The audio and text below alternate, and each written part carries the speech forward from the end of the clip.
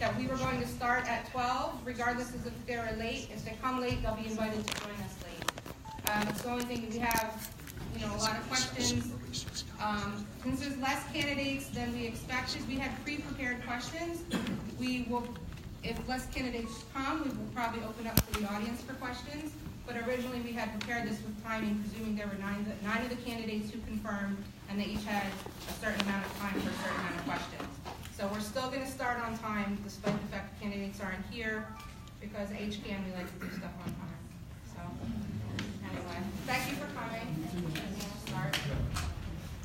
Shall we get started? Yeah. Good afternoon, everybody. Thank you for being here. My name is Ann Wright, a longtime Ardmore resident and HCAN member. The Haverford Area Community Action Network is what the acronym HCAN stands for, and our mission is working together to promote progressive values in our community. We are a nonpartisan organization, and we will not endorse any candidate. But we believe strongly, as clearly your behavior demonstrates, that an educated voter is good for all of us. So special thanks to each of you for being here today, being on time, and thwarting last night's weather to continue your own learning about these candidates. We're especially grateful to you candidates for showing interest in our district and for being here despite that weather. I expect others will join you. There's lots of interest. That can only be a good thing. Thank you so much to each of you. And some housekeeping details while we get started. There are as many seats as we've got. If those run out, folks are welcome to stand as capacity. Restrooms are that way. This is a library, so we're going to have those doors remain closed to honor the etiquette of the library. I'm glad I'm not out there studying for finals. And there will be a basket, a cookie basket. Where did it go? Yep, circulating, so that we'd ask you possibly to join in a goodwill offering, all for Ludington Library, none of it to HCAN, to be able to show our gratitude for use of the room today. Our approach. Our goal is to get as much information from all of you in the amount of time we've allotted, 12 to 2. We're going to use that by using two types of questions. And actually, our candidates are hearing this for the first time, so pop quiz moment. Let me say before I go to the types that we're going to dispense with any introductory remarks and jump right into content. You're impatient. They've got a lot to say. We decided instead to put on your seat the biographies of each of the candidates. I do have one edit that if you look at the slip on your lap, and look at candidate number 9 to my right, David Wertheim. So we got David's wrong. We pulled something that was slightly outdated from the web, and this is equally stellar and also accurate. So let me just have you read and hear with me. David works most recently at the Lenfest Institute for Journalism, a nonprofit in Philadelphia. He's a research scholar at Penn focusing on China and a former Peace Corps volunteer. So apologies, David, for that erroneous web information, and now our audience has got your bio correctly. So dispensing with biographies and opening remarks, we'll go right to two types of questions to gather as much information. The first are open-ended questions. We'll use the same wording to every candidate. They will each have the same amount of time, which will be approximately 2 minutes. And the sequence of the candidates' responses will be varied by me. Each of that has been organized ahead. You're seated 1 through 9, and we've used a random number generator to just put you in a different sequence, each answer for each question. So you don't know when you're coming up. The audience doesn't know, but that's questions. We'll have you use a paddle in front of each candidate, which reflects a binomial response, just a quick way to get input on a series of issues. And so we'll do some lightning round questions that let the paddles gather a lot of information quickly. And finally, the ground rules of our discussion today. The timing has been determined for each of your responses by the number of candidates and the amount of time and the number of questions. Straight math. We would really appreciate you adhering to Alicia. Give us a wave, Alicia. She's our timekeeper. So whine at her when her phone goes off, but would really ask each of you to adhere to those time frames. And when you're really out of bounds, she's going to ring the bell on you. Terrific. We are at 2:06, so we're going to get right to it. Welcome, candidates. Here is our first question. It's January 2019. Congratulations. You won the election. And you're our new U.S. representative from Pennsylvania's 5th District.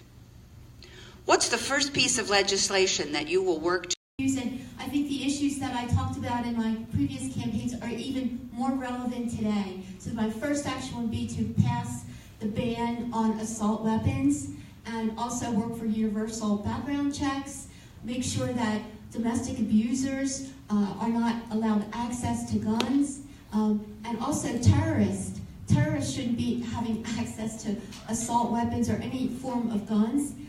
There should be a no-fly. If you can't fly, you shouldn't be able to carry guns. I have members of my family who are in law enforcement, and to think that the people that they need to arrest have better weapons than they do, it's just outrageous. I mean, we can't send numerous marches. I like to say too many marches, too many protests, too many vigils.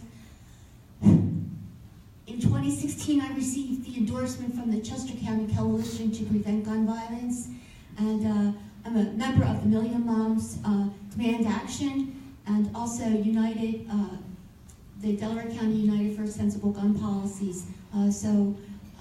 I think this issue is critical, and I think it definitely has to be the very first issue that I address. Thank you. Thank you very much. Shelley Chauncey, congratulations, you won the election, and you're our new U.S. representative from the 5th District. What's the first piece of legislation you'll work to enact, and how will you go about doing it? Sure. Thank you for having me here today and putting on this function. The first piece of legislation that I would work to enact would be to repair the damage that this current administration has done to our healthcare system. That involves repairing the rollbacks, reinstating the rollbacks that this administration has enacted against the Affordable Care Act. There are millions of people, 22 million people exactly in this country, that is at risk of losing their health insurance or has already lost their health insurance. He has taken away the individual mandate, which was the building block of what the Affordable Care Act was built on, and he's also eliminated the protections for individuals with pre-existing conditions. As many of you may know, a little over a year ago, I was diagnosed with cancer, so I live the fear every day of knowing what it means or what it will mean to lose access to your health insurance because of a pre-existing condition. I also have a son with special needs, who also is facing the same struggles every day. So that would be the first thing that I would do, but I would go further because I believe that healthcare is a human right and not a privilege, and that everybody, regardless of age, regardless of circumstance, regardless of zip code, is entitled to quality healthcare. That includes children, and so while it's great that the current administration And how will you go about doing it? First of all, thank you for assembling this. It's a wonderful opportunity for us to present to the folks from Haverford Township. My home community, I was born and raised in Havertown, and it's wonderful to, can people hear me? It's wonderful to be presenting to you. I am a former congressional staffer, actually was chief of staff to member of Congress for most of the 7 years that I worked on Capitol Hill. So I know how it works, and as a freshman member, I think it's smart to try to advance something narrow and focused. There are many things that I would try to advance. Obviously, gun violence prevention has been core to my values, as has the environment. But I've shared with people, and I can share more about my background through this today. But I had a sister who had a very severe substance abuse problem, and it was all through my life, and it devolved into a heroin addiction. And it didn't end well. And it is something that is, though regrettable, is something unfortunately even more regrettable. It's all too common, particularly in Delaware County, and it is something that is growing at an alarming rate, and we're not putting nearly enough attention. The federal government is not putting nearly enough attention into treatment. To me, healthcare and the sabotage that this administration has been trying to exact on the Affordable Care Act is criminal, and it's unethical and it's immoral. But my focus also will be, in addition to trying to repair what has been harmed in the wake of this administration's assault on healthcare, is to focus on trying to bring additional resources to treatment, because that's our priority, and that's where we're going to see some results. Also going after the pharmaceutical companies. Thank you. Thank you, Dan. Coming now, Molly Sheehan. Congratulations. Meet our new U.S. representative from Pennsylvania's 5th. Molly, what's the first piece of legislation that you will work to enact, and how will you go about doing it? Thank you all for coming out here today on this snowy March day and putting this wonderful forum on for us. So I think one of the things we have to realize about whatever we're going to do first is that it has to be able to go through a Republican White House for the first 2 years, most likely. And so whatever we want to put through first has to be able to command a bipartisan coalition to put it through. It has to be something we can get people from both sides of the aisle to sign on to. And my priority is healthcare. I've worked in drug and technology development for my career. I've negotiated health plans with insurance companies for a group of 24,000 Pennsylvanians. And I understand that a lot of our differences come on the payment side. And that's where we really hit these walls between each other. And I am in favor of a single-payer health system, but we need to do it in a way that we're not absorbing an inefficient system. We're not absorbing a system that is been, the lobbying industry has created all of these corporate handouts in our healthcare system. And if we absorb that system later, when we can get a single-payer system through, then we're just creating more of your tax dollars going to the companies. And so we need legislation that isn't just on the payment side, but is on the efficiency side.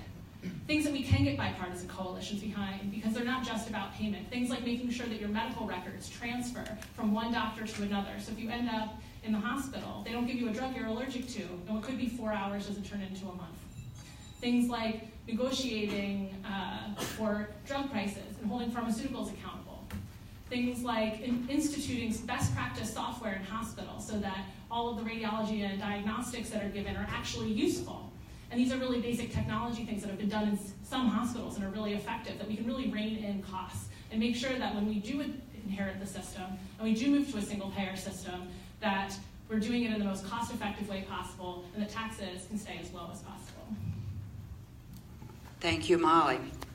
David Wertheim, January 2019, you're our new U.S. representative from the 5th District. What's the first piece of legislation you'll work to enact, and how will you go about doing it? Thanks for that, Ann, and thanks to everyone for coming out and helping organize this. It's great to be in Ludington Library.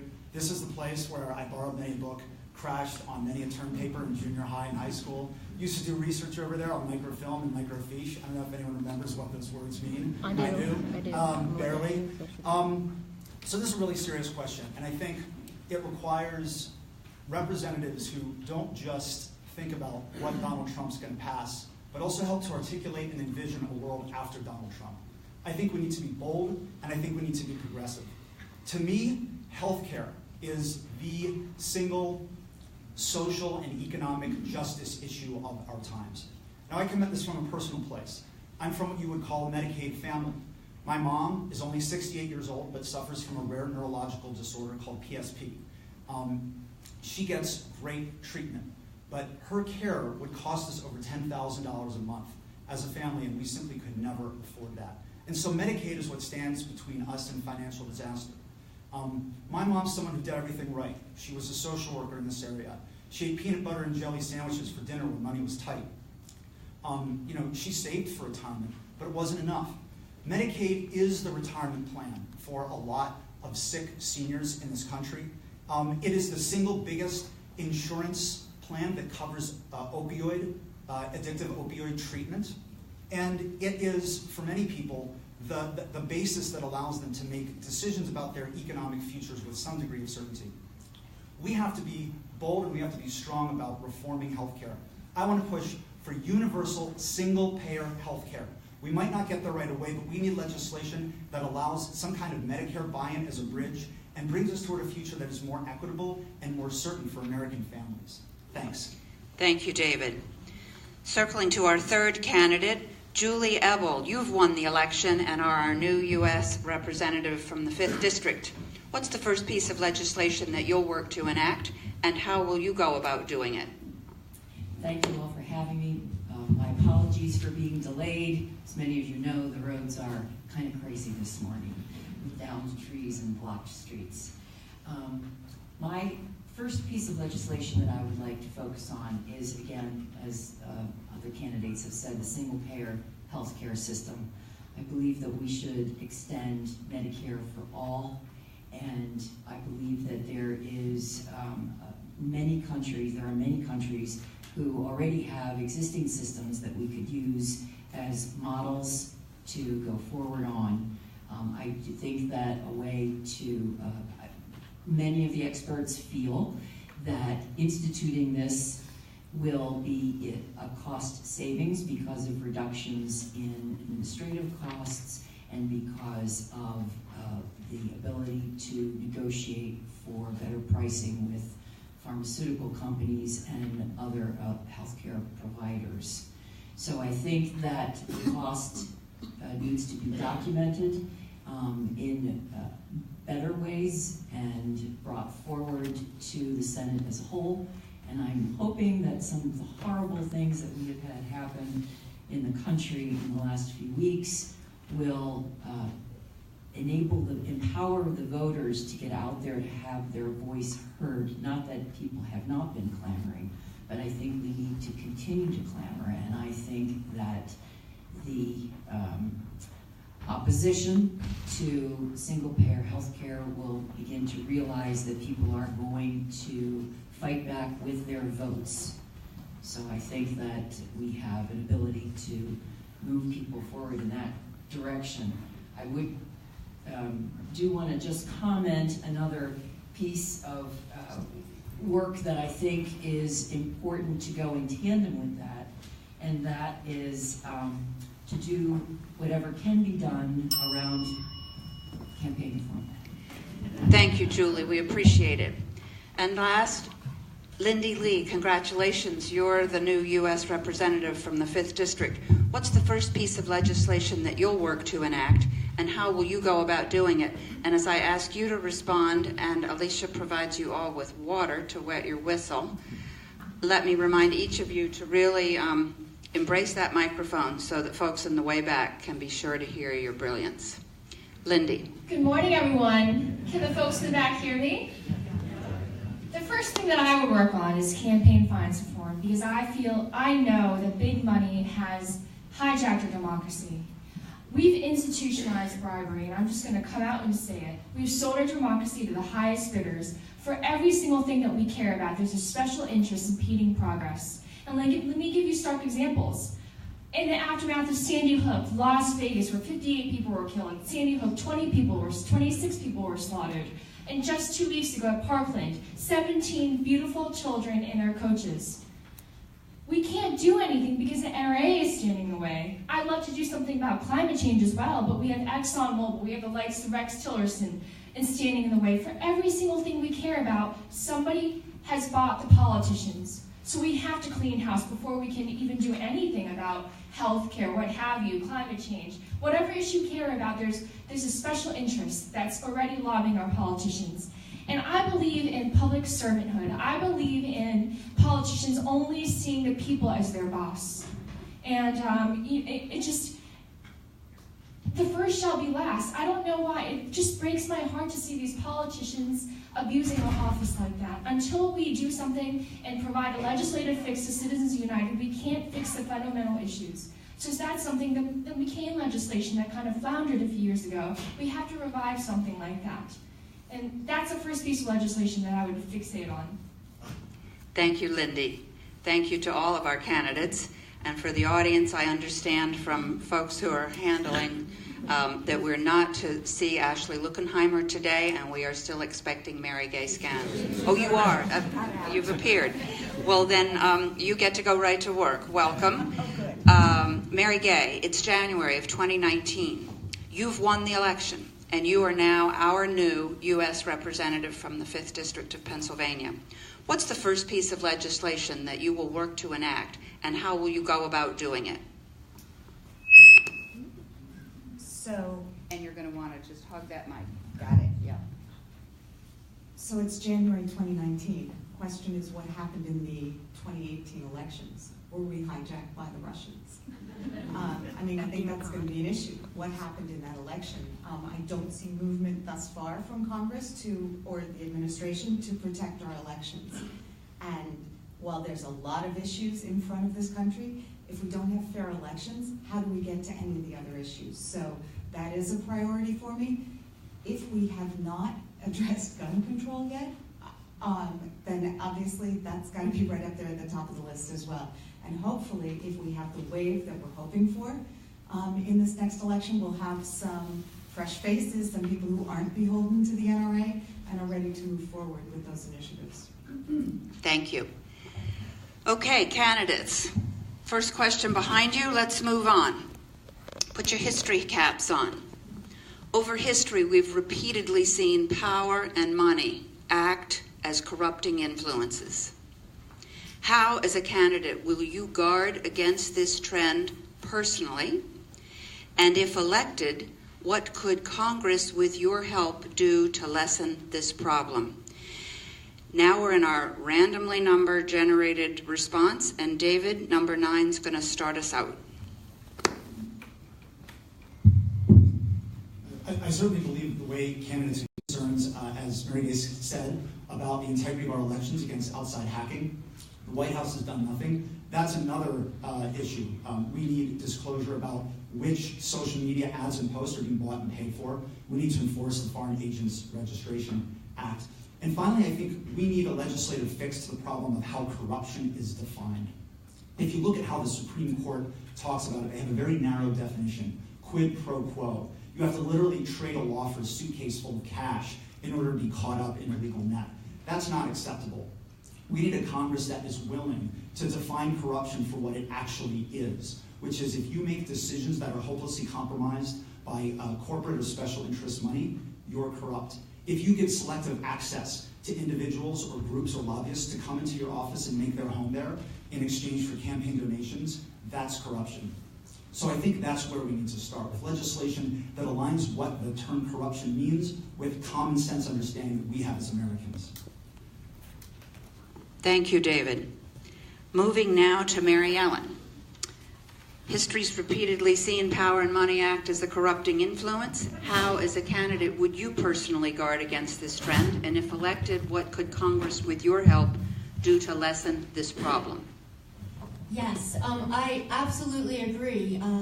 Money is a big problem in campaigns. In fact, if you go to my website, maryellenforcongress.com, the first thing you'll see is a paragraph that said, I taught political science, and I would say this government, it's a government by the rich, for the rich. This government has the Senate, the nickname for the Senate. When I was in graduate school, it was called the Millionaires Club. And now, not only is the Senate composed of millionaires, but also the House has millionaires in it. And believe me, I'm far, far, far from a millionaire. And I understand the struggle that people have, both with healthcare, as a college professor, I see the students with the high interest rates. I ran against, the party asked me to run in 2014 against Congressman Mann. Do you know that he voted to increase the interest rates on student loans and give a break, a tax break, to the less than 1%? To me, that is outrageous, and that's what's going on with these millionaires in Congress. You need people from average people, teachers, but not millionaires. There's a lot we can do. I don't accept money from those big PACs. I've gotten money from the public interest groups. I was supported unanimously, and this is highly unusual, unanimously by the Pennsylvania AFL-CIO.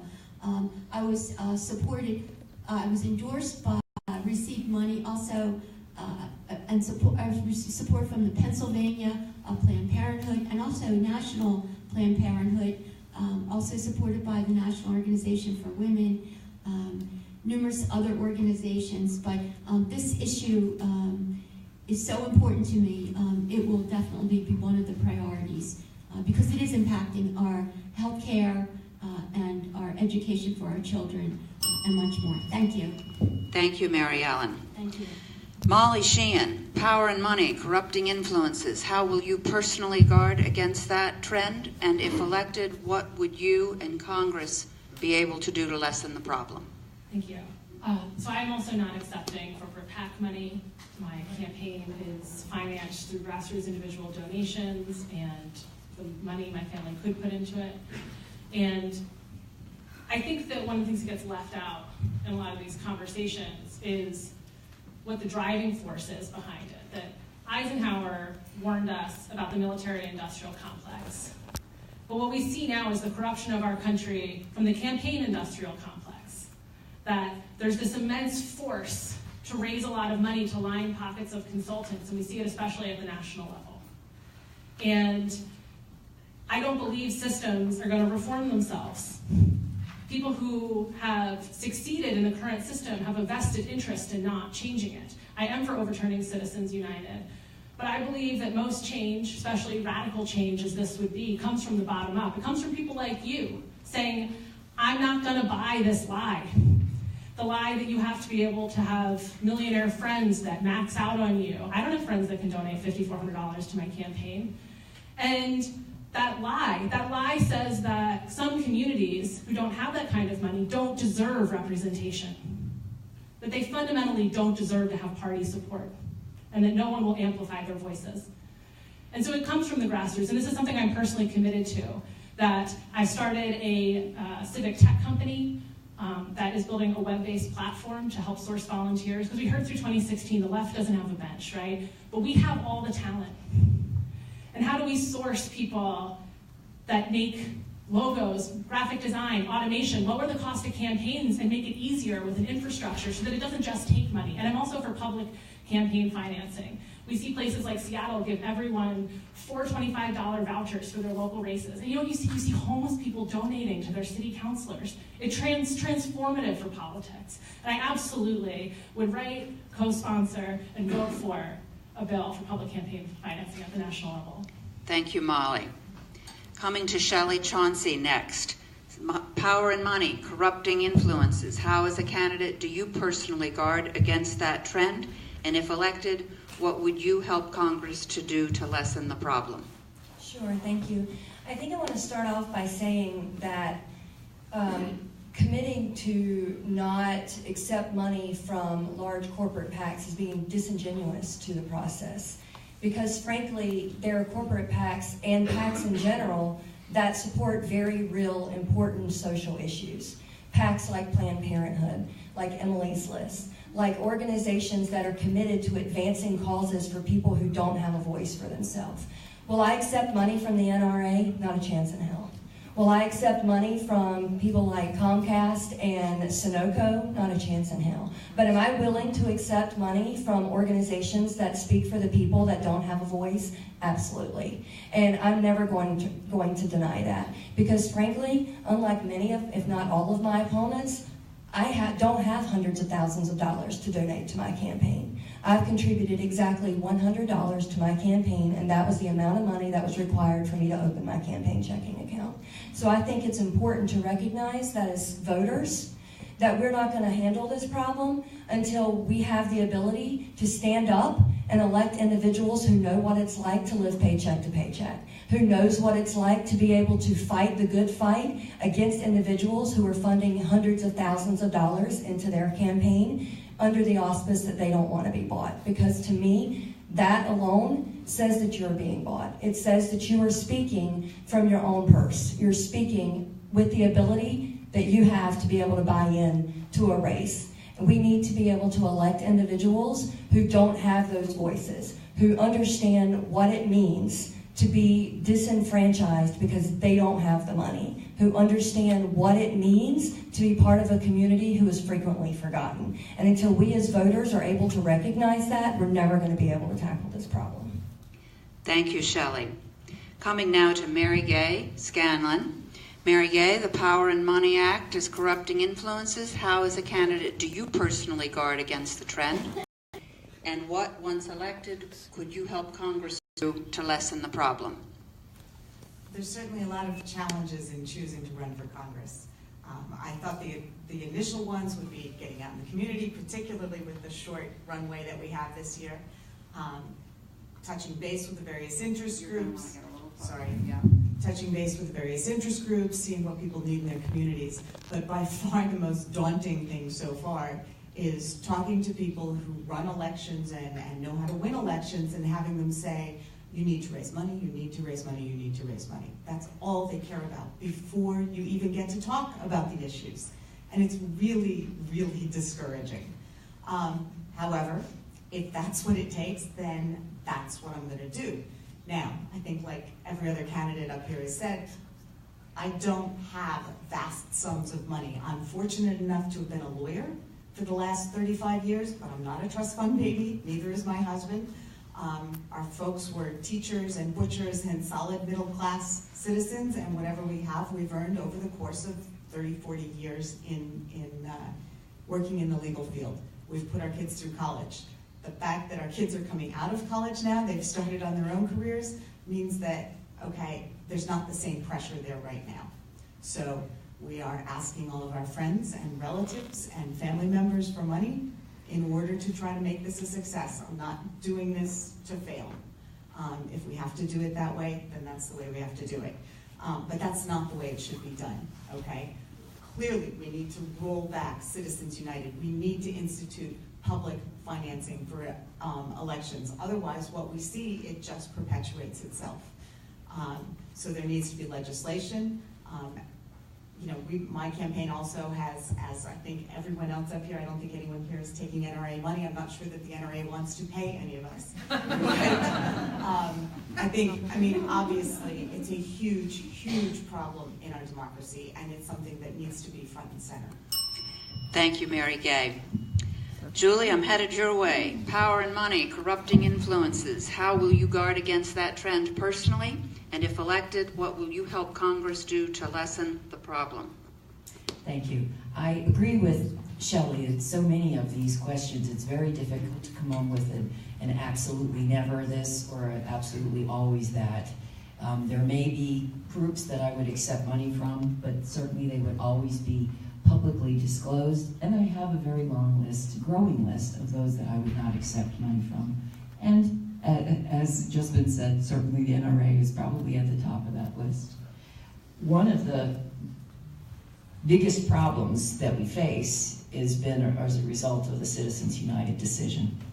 And as Justice Stevens said in his dissenting opinion, a rejection of the common sense of American people who have recognized the need to prevent corporations, who Julie's add-on to that is corporations don't have a soul, human beings have souls, from undermining self-government. We need to combat that.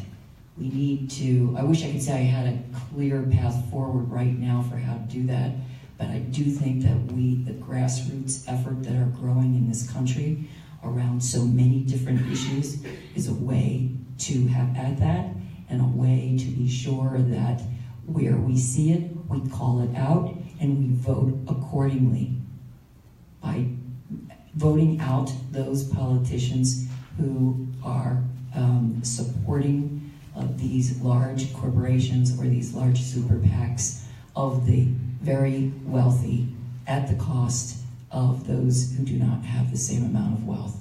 Thank you. Thank you, Julie. Dan Moroff, help us with this thorny issue. Power and money as a corrupting influence. How do you guard against it personally? And what do you, as a member of Congress, do to lessen the problem overall? Well, I have actually, I don't want to call it a pledge, I've made a commitment, a promise. For Norquest has Republicans sign, no tax pledges, but I have made I have committed not to take corporate PAC money. And I will take PAC money from labor unions. I'll take PAC money from organizations, associations that are like-minded with my views and values. But I think that the corporate influence is corrupting influence. That's the first thing, and I have, it's on my website, and I've been committed to that for a long time. I would, as a member of Congress, I'd want to advance mechanisms for localities, for communities, for states to create public financing mechanisms. They just did it in Philadelphia. They passed a public financing measure, and we're going to see how that works. And I'm excited about it, and it's a great sort of on the vanguard of public financing in Pennsylvania. It's modeled after a New York approach. And I think that is, I think there needs to be more to facilitate localities, municipalities, and states to go forward with that.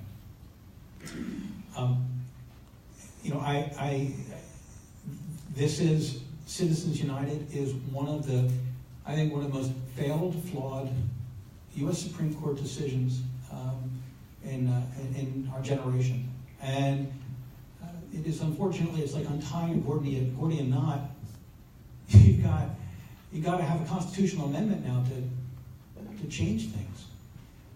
And it is going to be a real problem. It's a real struggle that we have to work with. As a member of Congress, I absolutely want to end Citizens United. I'm thrilled that there is an organization called End Citizens United in Washington. Many of you actually probably receive their emails, as do I. And I applaud their efforts. And it is my hope that there will be consensus. And as I've said many times, not here, but I'll say it now, corporations are not people, only people are people. Thank you, Dan. And rounding out this question, Lindy Lee, power and money, corrupting influences. How, as a candidate, do you personally act against that trend? And if elected, how do you help Congress advance solutions? Well, since we're in the library, I just want to mention, how many of you guys have read the book Team of Rivals by George Kearns Goodwin? Fantastic book. And I'm just reading about Lincoln and his trials and tribulations. Can you imagine him dialing for dollars? That's just something that he didn't do. It's such a corrupting influence. And like many of the people here, I am for a legislative fix, a constitutional amendment that would remedy Citizens United, in addition to looking at public financing. I've returned checks from corporate PACs. It's so anathema to everything that I believe. And I just want to tell you this vignette. There's this bus driver that found me on Facebook, and he goes to every single state. And he sends me a $20 bill from every single state and a postcard. Well, not every state because he can't afford it, but he does send me a postcard. And every now and then he would just put a few dollars in that letter. And I have a patchwork of 48 states in my room. It's just the most gorgeous thing ever. And that's a physical manifestation of the power of the people. And I value those few dollars much more than I do a much larger check. And Molly's right. They've created a cottage industry around politics. Let me tell you something. I was sued once for $150,000. And I interviewed 20 people, 20 lawyers, and all of them told me to just settle. And I asked them, how is this not bribery? I didn't do anything wrong. The person suing me was a consultant.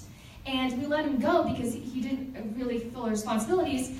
But I fought it out, and I finally found a lawyer who would represent me. And the judge dismissed it with prejudice, meaning that that person can't bring it up in another court. And that psychological victory was so important to me because I stood up to the political cottage industry. And I did the right thing, even though the establishment just told me to just let it go. But every single day, I'm going to live my life without a corrupting influence. Thank you. We're moving on to a third question, and we have a commercial announcement from Alicia. You just have to stop. So we're going to adjust the microphones so people can stand up while they answer the questions. So a request from the back for candidates.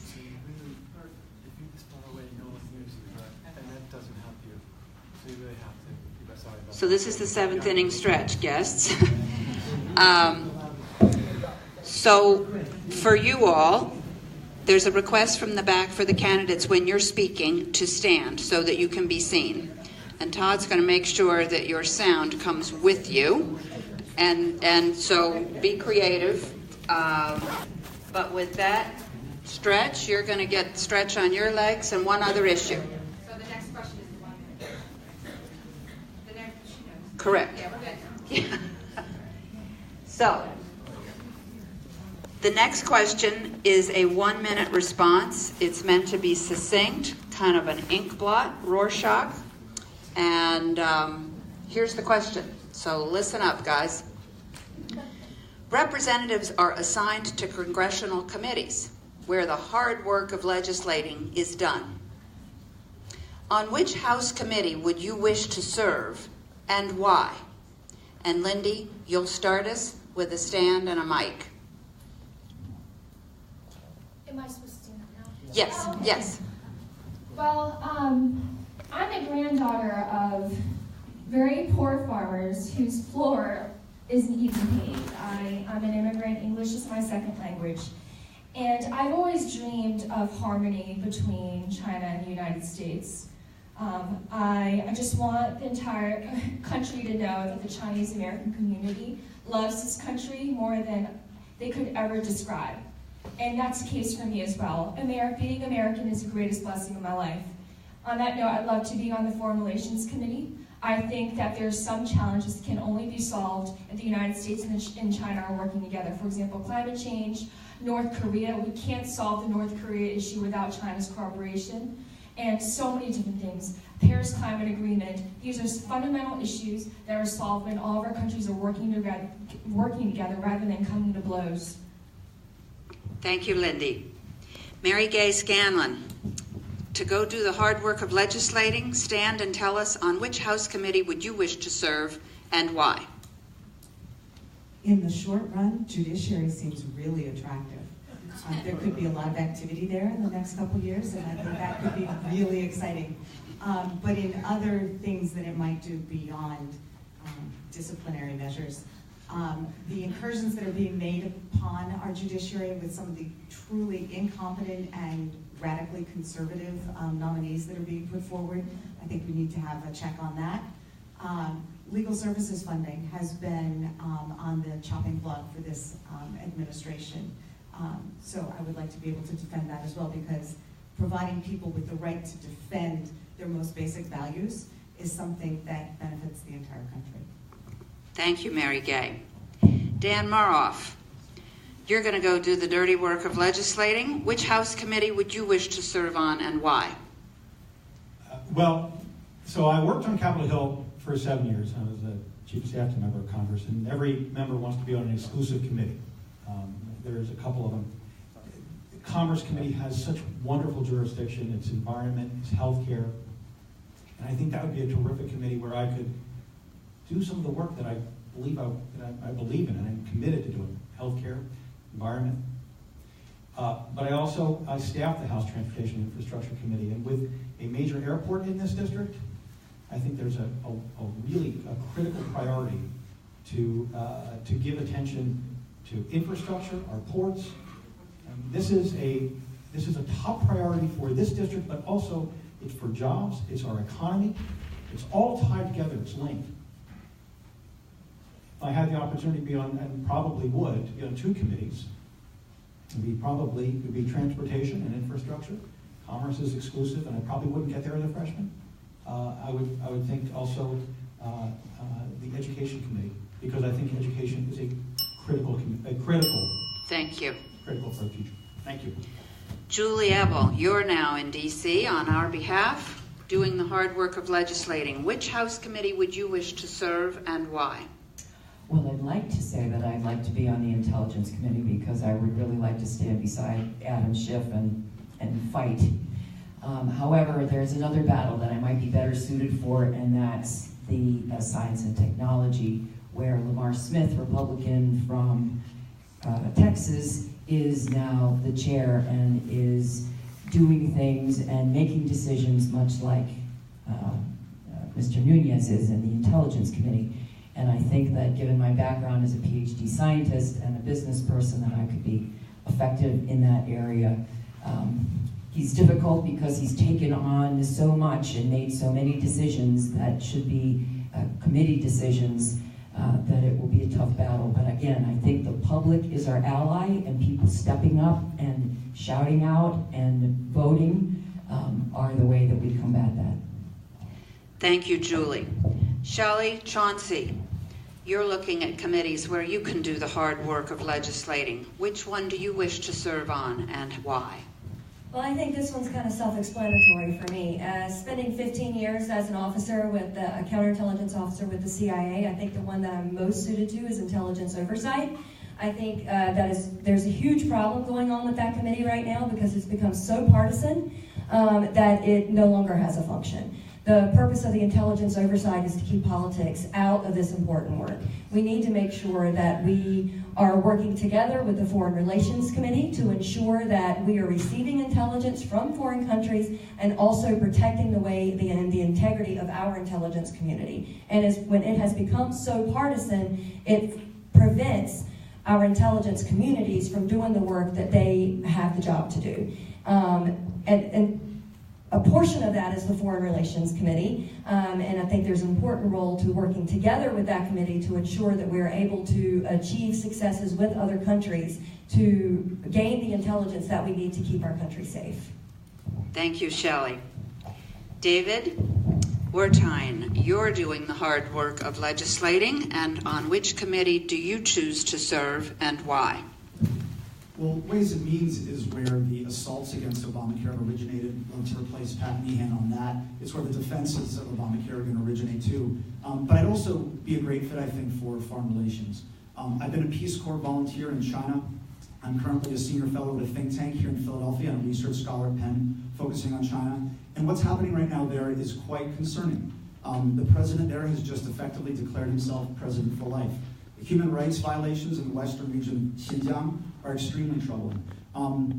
I think that we need a Congress that's going to speak up on this because the White House simply isn't. And that's an important role that very few people in Congress right now are fixing to play. Thank you, David. Mary Ellen, I'm headed your way. Which committee in Congress would you wish to serve on, and why, to do the important work of legislating? Yes, I would love to serve on the Ethics Committee. I received a national award from the American Society for Public Administration for my work on ethics. My master's is in public administration, managing government. My PhD is in political science. And I've had an experience where I had to actually, we reported Congressman Meehan to the Ethics Committee for a violation on one of his brochures and the tagline. And we got back something that said they couldn't accept it. And of course, Congressman Meehan sits on the Ethics Committee, which I think is a conflict of interest. And we saw how that went down. In Chester County, one of the newspapers wrote, we'd love to send Dr. Smith to Congress, and I would love to be there because there's so much we need to be doing. Especially with the sexual harassment, I'm part of that Me Too, as I'm sure a number of women are, and I think we really need to focus on, I can't tell you, but I'll tell you later. Thank you. Thank you, Mary Ellen. And to close us out on this question, Molly Sheehan, what congressional committee would you envision doing the hard work of legislating? Why would you wish to serve there? So it may seem obvious, but I would want to serve on science, space, and technology. I think that it's one of the most undervalued committees in Congress, and how we fund our research at every single government organization has a fundamental role in what information we have. It has a fundamental role in censorship. We see it where the CDC can't do research on gun violence. We see it where the NIH doesn't properly do research in women, so drugs don't work properly in women. What information we have underlies what we can do at every other piece of government. It's also really important. Also, Julie's right that Lamar Smith has been awful. Luckily, he is retiring because he's also probably going to be replaced by a scientist this year, Jason Kopser in Texas. But the other thing that we need to really look forward and be ahead of the game on in science technology is the future of fake news. There's so much technology coming out, and we need people in the discussion that are going to talk about what it means when we have technologies that can change visuals and videos, and change audio. Thank you, Molly. Thank you, candidates. We would populate a lot of committees, and I know you'd each do well. Moving to our fourth question, back to a 2-minute format here, and you'll hear why in a minute. Not a small issue. The income equality gap is wide and worsening. What would you do as our member of Congress about this problem? And Molly, I'm going to start with you. Number 8. The income inequality gap is wide and worsening. What would you do as our member of Congress about this problem? So I think this problem stems from a lot of the other things we've been hearing about, from that our government is bought for corporate interests, that it's by design, that more and more money is flowing to the top 1% and away from the rest of us, those of us who work. And solving the corporatization of our financing of elections is a big part of that. But we also, we need to expand the public safety net. I've been on SNAP myself. I didn't grow up with a lot of money. My husband and I both grew up actually without a lot of money. And we were fortunate to get where we are today. I have a PhD, he's a physician, because we were safe and because we had amazing public schools. And what we're doing today is we're abandoning children from birth. We need to make sure that we're taking care of children in the first 5 years of their lives. It's the most tender years of people's lives where it can really change their trajectory for the rest of it. We need paid family leave for mothers, for fathers, for people when their family members get sick. We need child care subsidies that track with the actual cost of child care. And we need federally funded universal pre-K. So every single child starts kindergarten at the same level. I'm also in favor of expanding federal funding to schools. No state and no community should ever be too poor to properly educate their children. It is a human right.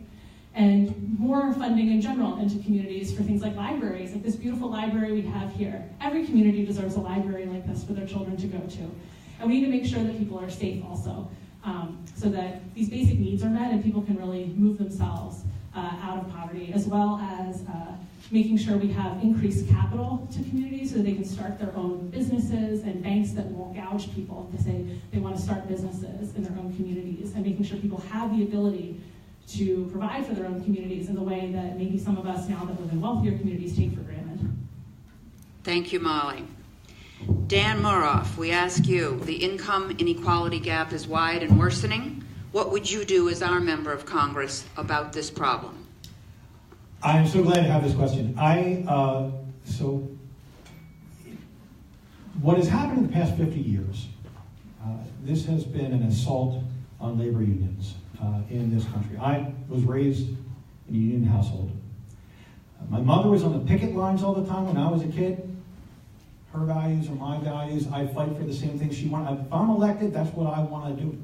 I want to fight for working people.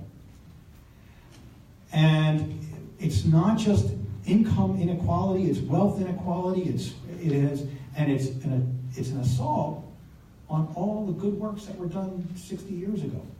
All the constructive stuff that we've seen with our Social Security, Medicare, Medicaid, everything's under attack.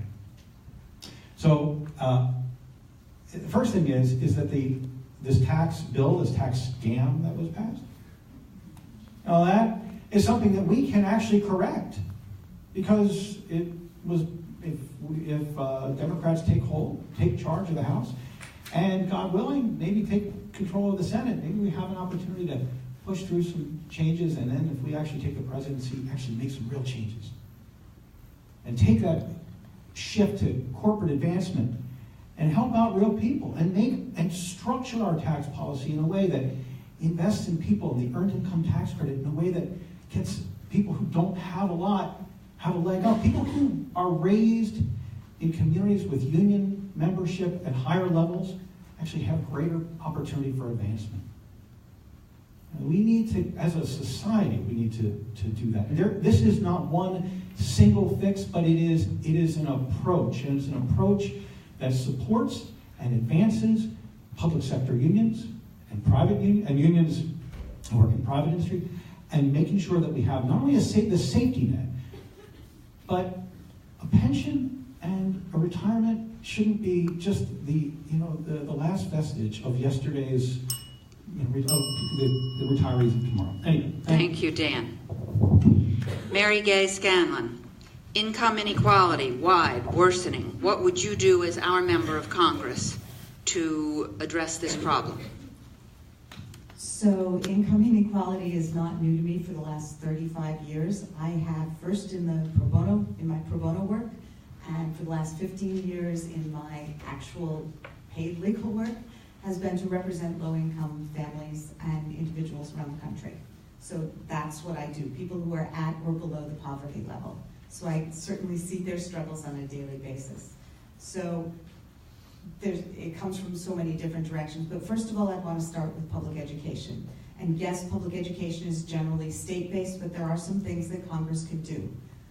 For the last 40 years, the Individuals with Disabilities Education Act has been seriously underfunded. It's a federal mandate that did some great things in giving a right to special education to kids with disabilities, but it's never been fully funded.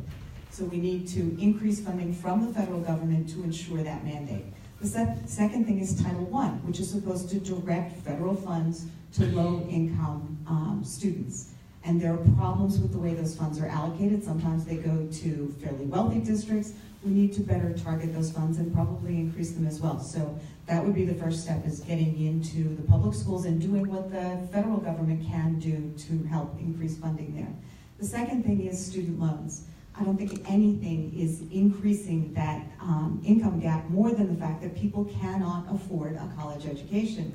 When I went, it was possible to work summer jobs or work part-time, to work your way through school with loans. Now the loans are so outrageous and the costs are so high that it's extremely difficult for anyone to do that. So we need to fix the broken student loan system, either with loan forgiveness, some measure of loan forgiveness, or with addressing the income or the interest rates that allow private businesses to make money off student loans. The next thing would be women's inequality, in terms of the inequality in the pay gap for women. Iceland just started a really interesting approach where they shifted the burden. After that, it would be healthcare. We'll have to hear about Iceland and what's left next. Thank you, Mary Gay. Julie Ebel, wide and worsening income inequality. What do you do as our member of Congress about this problem? Okay, the number one thing that comes to my mind is with the tax cuts is that the wealthy shouldn't get used to that additional 2% that they've got.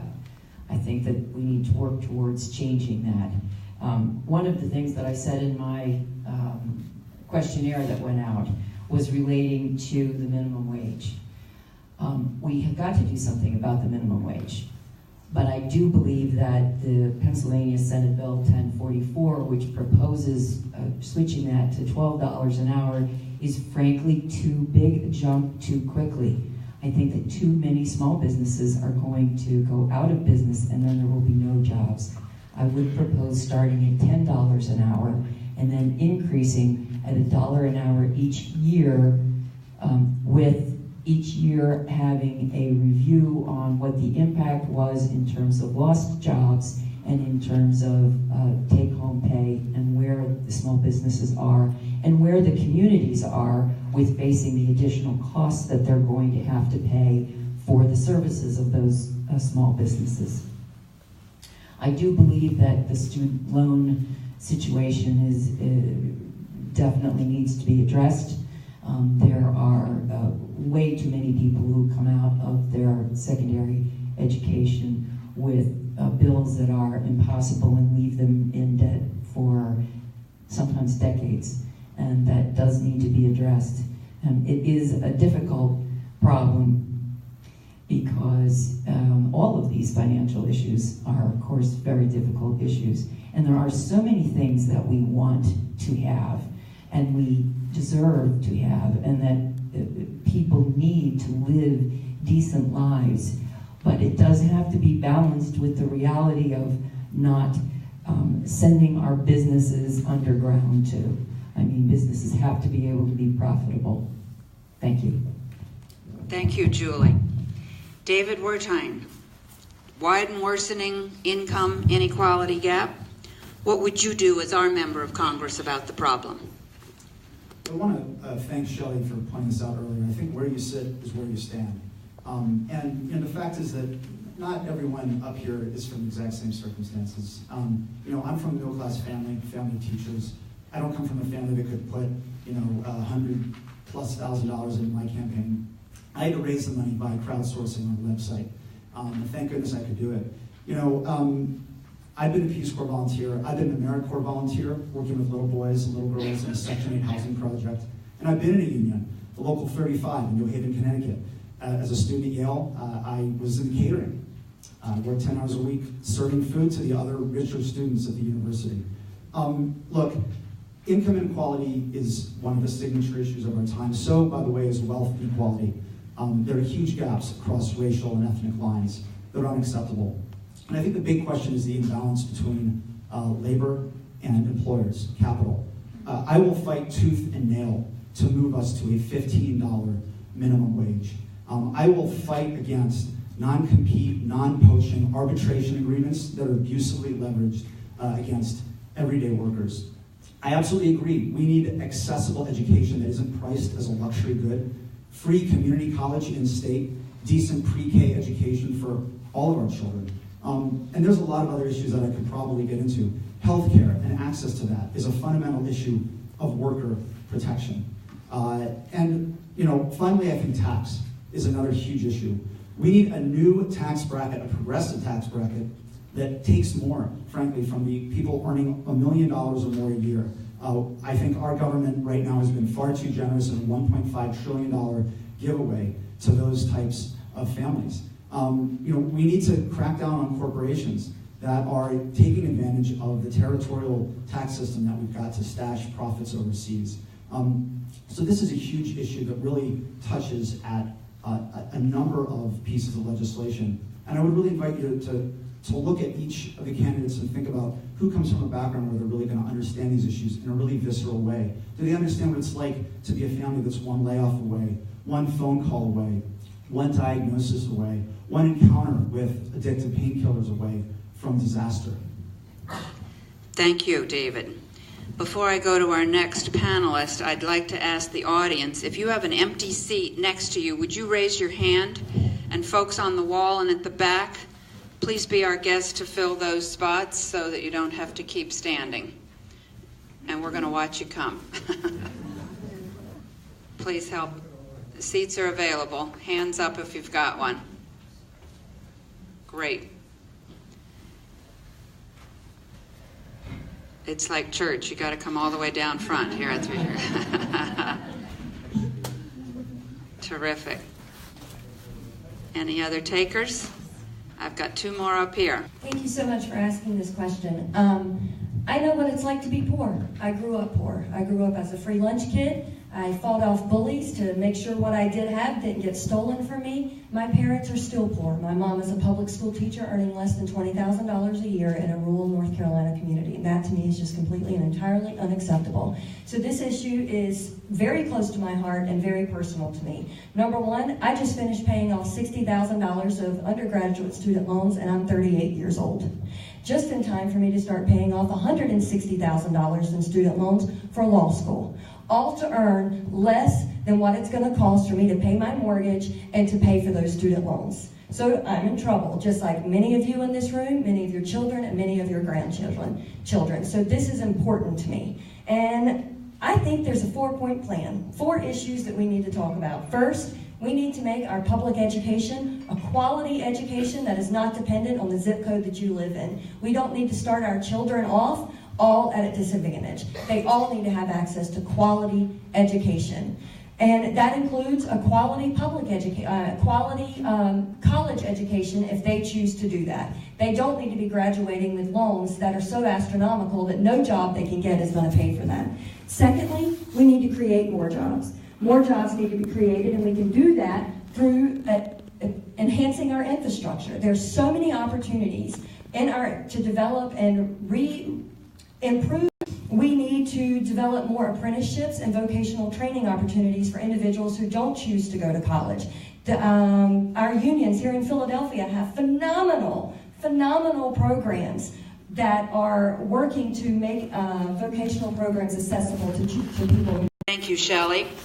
Mary Ellen, your thoughts on a widening income inequality gap and what you would do as our member of Congress about this problem.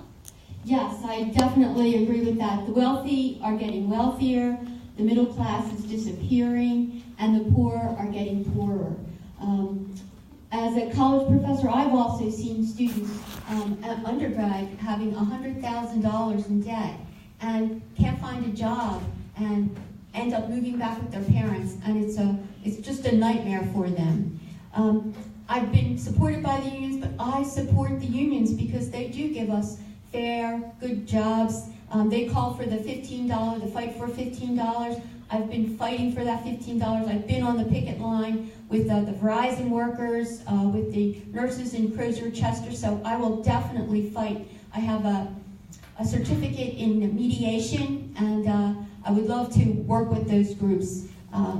I've met Elizabeth Warren through the Progressive Change Campaign Committee. I was endorsed by the PCCC. If you don't know, the PCCC is the answer to the DCCC, the progressive side of it. And when I got to meet her, she talked about her mother working at Sears and being able to have a living off of that. But today, I really relate to Elizabeth Warren, she's my heroine. My mom worked at Strawbridge and Clothier, and also Elizabeth Warren, as a college professor, in fact, we used to say, if you like Elizabeth Warren, don't you think it's time for another college professor in Congress? So I had Fulbright in Sweden, and I got to see what it was like to have or try the Swedish system. I tried the Swedish system, and I was thrilled with it. Their maternity care was over a year. They got to stay home, and the dads got paternity care. So there's a lot of things I want to do. Thank you.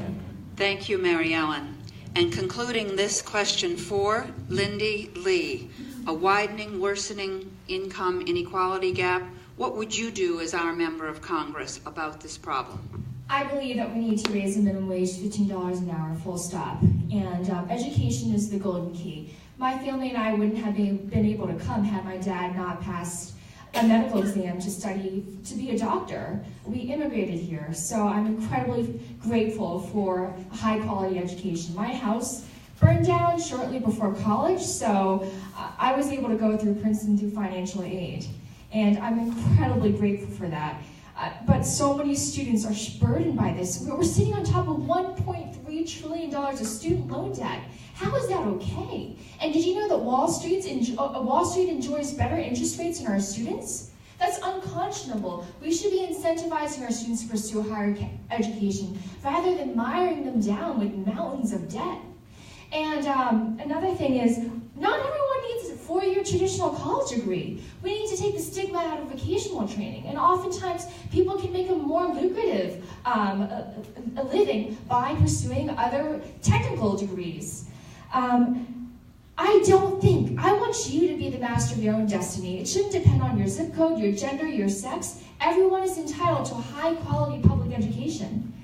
And I want you to be able to not only get by, but also get ahead. How can you worry about the finer things in life? How can you worry about climate change and campaign finance reform if you can't even put bread on the table? And I know what it's like to live paycheck by paycheck. My first job ever was $9 an hour at Wawa. Still have that badge, love making hoagies. It was one of the funnest times of my life, actually. So, thank you. Thank you. Well, what a place to leave income inequality with a Wawa hoagie. So we'll stop there. Thank you, panelists, for that question 4. Our last open-ended question before we go to some lightning round work, and I'll read it once for all of us. This will be a 1-minute question, so quick top-of-mind response. Again, another ink blot. You spoke at the top about an area that you gravitate to, the first thing you'd go to enact. It's a place of strength and comfort. But we all know, like the students here at Ludington on a Saturday morning, that we're not all experts in every issue. You're a math science and I'm a history humanities. So this question says, you're not an expert in all issues or areas of policy. In what policy area would you desire to gain knowledge, seek expertise, and be a learner? to serve our district well, and how would you go about doing that? So to kick us off, Dan Muroff, and I'll just do it again as you stand. We're not all experts. In what policy area would you seek to gain knowledge and be a learner to serve us well? Well, so I actually have a lot of experience in a variety of, I was president of Ceasefire PA, I was president of Conservation Voters, I've been advocating for these kind of work on Capitol Hill. So I have a lot of real broad-based experience, but one place that I probably, I'm not sure, I probably could gain some more experience. I'm not sure how much it is completely relevant directly at home, but is in foreign policy. It's something that I think it affects us. I do care about Israel policy. I'm very familiar with that. I'm very engaged with that. I believe in a two-state solution. But broad-based, sub-Saharan African challenges, the North Korea conflict, I know what I read, but I think that I could gain more in this arena if I was elected as a member of Congress. It's one place that I could grow a little bit. Thank you, Dan. Molly Sheehan, a weakness or an area you'd want to be a learner on our behalf? So I have two answers, but I'll keep it under a minute. So both of these, I think, I am in a good position to learn about as a scientist, but is something I've been learning over this year. One is about the pipeline that's being run through here, and what we can do at a federal level, as well as what we can use our power as a congressperson to put pressure at the local level to make sure that people are actually safe. This is a horrible public safety issue here, and I've been learning more about it throughout the year working with the pipeline groups. The other thing, and Phyllis is here and has been educating me on this, is on agriculture. That it's not my personal area of expertise, but as a scientist, I'm learning more about it. What does it mean for us, all the chemicals that we're eating in our food? What does it mean for GMOs? And how do we make sure when the Farm Bill comes up that we have the right, we're pushing the right legislation forward, that we don't just let the center of our country decide what we're eating. It's fundamental to our rights to know what we're consuming. It's fundamental to our children and their neurodevelopment, whether or not they're eating chemicals. And it's something I think every single legislator should be advocating for their communities, because it is how we grow our food and what we end up eating is fundamental to the agriculture here as well as everywhere else. Thank you, Molly. Shelley, Chauncey, an opportunity to share a weakness or policy area in which you'd want to seek knowledge and be a learner on our behalf. Sure. I think the one area where I can use a lot more experience and knowledge is on environmental policy. I do have a lot of foreign policy background, and I think combining that foreign policy with knowledge that I can gain on the environment and how we can work together internationally to improve the environment locally will be a tremendous help to us here in this district, particularly with the pipeline and many other environmental issues that are affecting this area in particular. I haven't been fortunate to have the opportunity to have that in my background, and that is something I'm striving every day to learn more about. Thank you very much, Shelley. Lindy Lee, a policy area where you would seek to gain knowledge or be a learner on our behalf, and how would you do that? This past summer, I was walking down the streets of Kensington, Philadelphia. I don't know if any of you are familiar with that neighborhood, but it's ravaged by the opioid epidemic. And I used to encounter these trees with just Pikachus and Bibles laid around the tree. And I asked one of the neighborhood kids, what's going on? Why is there a memorial here? And they told me it was to commemorate a life lost to drugs. And I personally have never suffered from the opioid. I've never been addicted, but I do want to learn from people who have been through this tragedy. And it's one of the biggest public health epidemics facing our country right now. We have to do more. And also, I want to learn about how we can hold pharmaceutical companies like Purdue more accountable. They've made money off of the lives of Americans. We have to do something. And action was needed yesterday. More than 120 Americans are dying each day. That's just heartbreaking. Thank you, Lindy. Mary Gay Scanlon, in what policy area would you seek to be a learner and gain expertise to be effective on our behalf? So I've been fortunate in my career to work in a wide range of issues involving human rights and civil rights. So working with immigrants, working with low-income families, working on education. I have not had the opportunity to work in the field of environmental law, not environmental law, but in protecting the environment. I do believe climate change is real. I'm horrified by what's happening to the EPA, it being dismantled, the data that it's collected to support its work being destroyed, taken down. So we need an EPA that can protect us and has the full power of Congress behind it to prevent it from being dismantled. So that's an area I would like to learn more about. Thank you very much, Mary Gay. David Wertheim, I'm coming to you. What area of policy would you like to be a learner and seek expertise to be effective on our behalf? I wouldn't say this is a weakness, but this is a fact that won't shock you. I am a white man. And each one of us inevitably brings our own background experiences to bear, our own lens. I think it's important to be aware of that. The fact that we don't have a woman in the congressional delegation from the entire Commonwealth of Pennsylvania is a travesty and is an embarrassment. I'm aware of that. I want you to know, if I am so fortunate and honored as to be elected, you will have no more ardent advocate for women's issues than me. But I think a lot of it has to do with who you surround yourself with. I'm proud that in the business that I built, we were actually profiled in a book about women-friendly businesses called the Athena Doctrine. I think it's important to expose yourself to environments that you're not familiar with and surround yourself with staff who's willing to challenge you and willing to teach you on a daily basis and who comes from a background that might be very different from yours. So a couple of the things that I want to do: establish a federal whistleblower hotline for sexual harassment, because we can't trust HR departments in a lot of these companies. Generous family leave for new parents, both moms and dads, 12 weeks, and a lot more. Thank you. Oh, I'm sorry. Oh. He has a full another minute. It's a minute. Okay. This is a minute. We're good. David, thank you. Thank you. Okay. Mary Ellen, I'm coming to you now. An area of policy where you'd want to seek expertise and be a learner. So on our behalf, you could be most effective. Yes.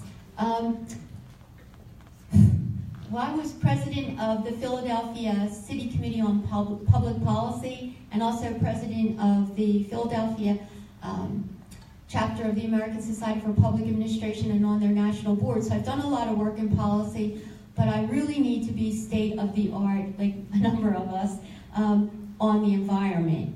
And at the end of the 2016 campaign, I had families coming to me about the pipeline, and I realized I need to get up to speed on this.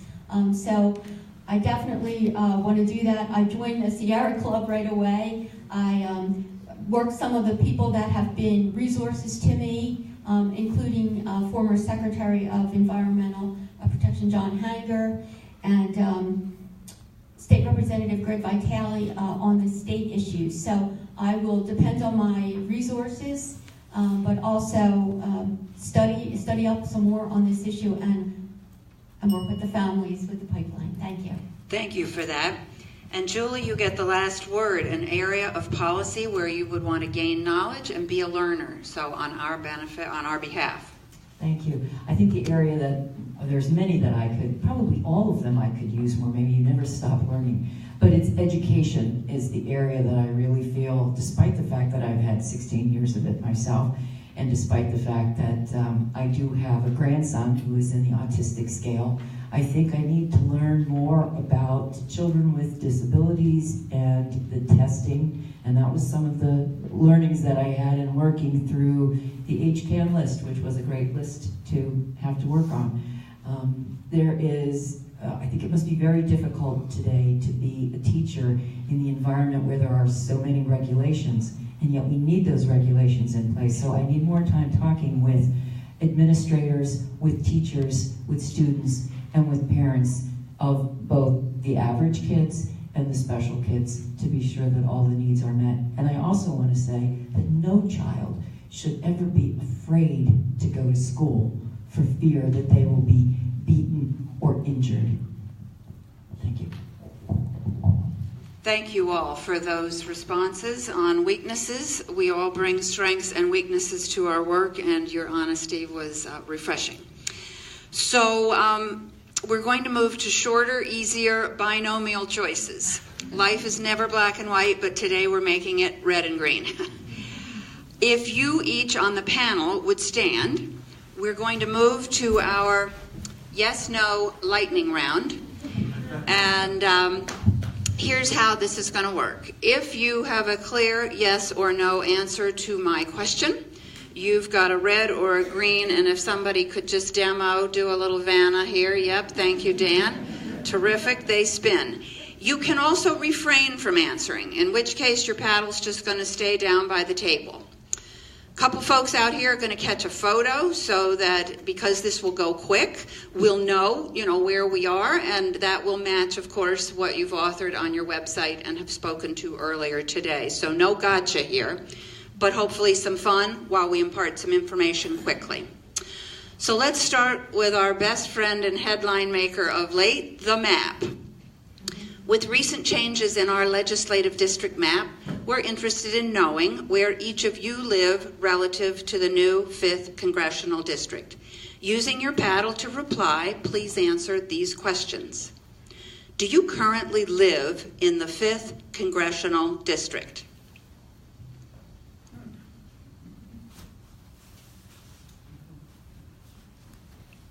Thank you. Do you own property in the 5th Congressional District?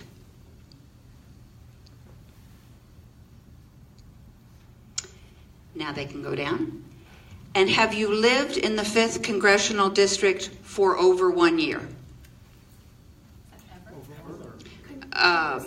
Yeah, overall.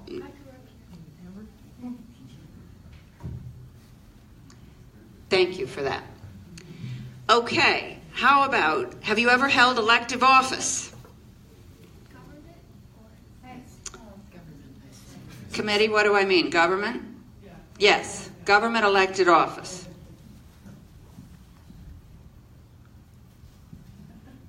Thank you for that. Moving to an issue.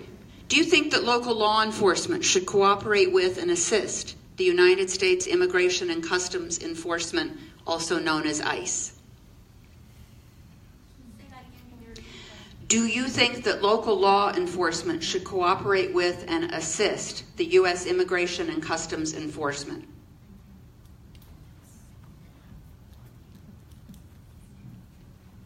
Thank you. Do you believe that a single payer system is cost effective?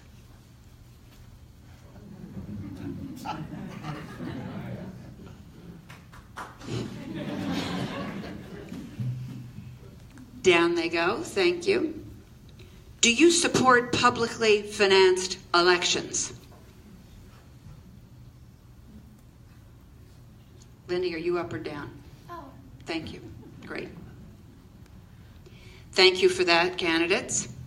And now you're in Congress, you've won, and these are the things coming across your LA's desk. A bill that strengthens labor unions. Go. Thank you. A bill with a carbon tax, all the way up. Thank you. You've just received a bill that advances offshore drilling.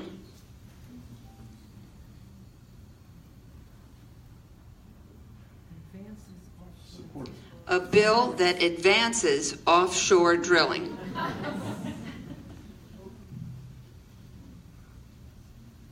Thank you.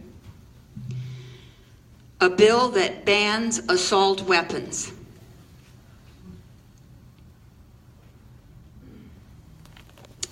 Thank you. A bill that would further restrict access to abortion services.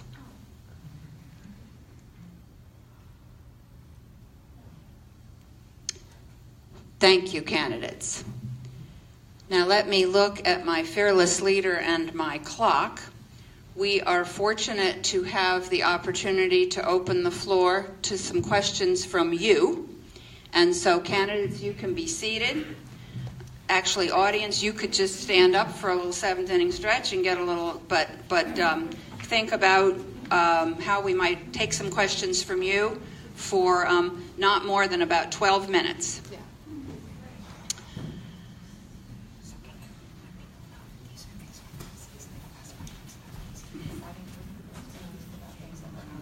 So is there like a reprieve now?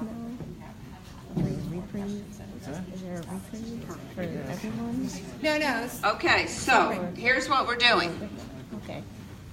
Okay. So questions are in your head well beyond where we've been today. You should know before you ask that there's a resource for answers in addition to this library, which is the questionnaire that all of these panelists completed. They worked hard on it. Your HCAN team worked hard on crafting it. They worked hard on populating it. And it is at the web link that's on your handout.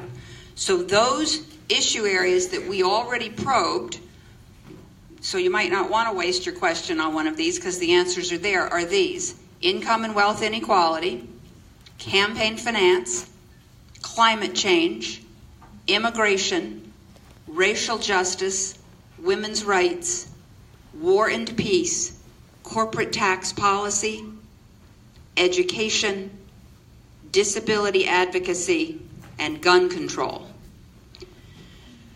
So, questions there, you might look at the website, other topics, and I'd love to see a hand from the audience to get us started. This gentleman in the front row. You can use your signs. Impeach. Thank you.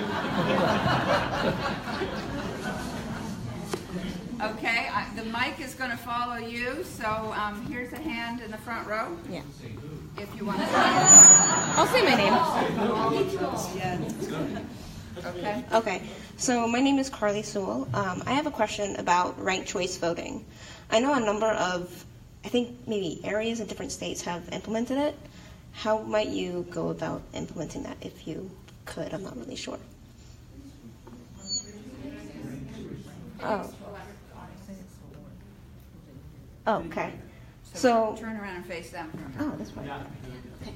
So my question is about ranked choice voting. I know it's been implemented in certain states, and what it does, to my knowledge, is gives other parties more of a voice if they don't have a voice in their state. And it gives more choice to the voters about who they want to choose. And my question is, how would you go about implementing ranked choice voting if you had legislation, or what would you do to see that happen? Okay, thank you. And so the way we're going to do that is start here to my right, and this is lightning round. But she wants to know your soundbite on ranked choice voting, and if you could stand. Thanks for that question. I think ranked choice voting is generally a really good idea because it incentivizes more civil debate.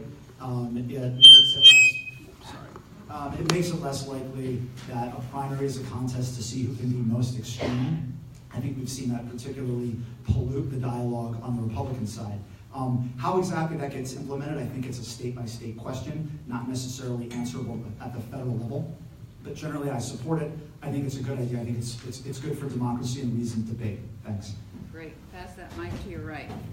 So I agree, this is probably more of a state issue and how you would legislate it. Although I am in favor of ranked choice voting, I wouldn't want to see what California has, where the top two then go into another one, because then if you say have 2 Republicans and 20 Democrats running, you might end up with the Republicans. I'd like to see instant runoffs for ranked choice voting, more like Washington has instituted, so that you only have to go vote once. It can eliminate primaries, it can save the state money, and make sure that everyone really, whoever you're getting, is someone that speaks more for the total people. Thank you. Mary Gay? Yes, I actually was part of a team that assisted Maine when it recently adopted ranked choice voting, first state to do so. And there's also a proposal in Philadelphia. It is a state level decision or a local level decision, but it does allow expression of wider viewpoints, but you don't end up wasting your vote. So if you really couldn't stand to vote for Trump, or you wanted to address your first vote to Jill Stein, for example, you wouldn't waste your vote by doing that, because then there could be a runoff and your second vote would count for, say, Hillary Clinton. Thank you. Dan? I suppose it's all been said, but not everybody's said it. Yeah, I agree with everything everybody's said before me. I will say that as a state issue, this is in the domain of a state to implement, but I think anything that increases fairness and equity in our elections and gets greater participation and actually gets a result that is more reflective, emblematic of the will of the people, rather than the default to a binary system, I think is a better outcome. What we do in Pennsylvania, that's going to be up to the Pennsylvania legislature, obviously. Thank you. And Lindy, I think there's a fresh mic there. Yeah. Well, in 1860, Abraham Lincoln won because of ranked choice voting. He wasn't anyone's favorite choice. He was everyone's favorite second choice. He won against Stephen Douglas, and that's all I need to know this is a good idea. Julie. I would support ranked choice voting. I would say that I am not. It's another one of those issues that I need to learn more about, but I certainly do support it. I agree with everything that's been said so far. Thank you.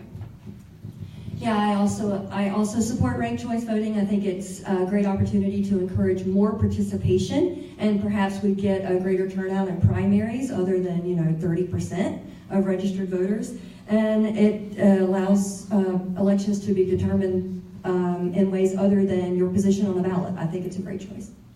Mary Ellen, last word on ranked choice voting.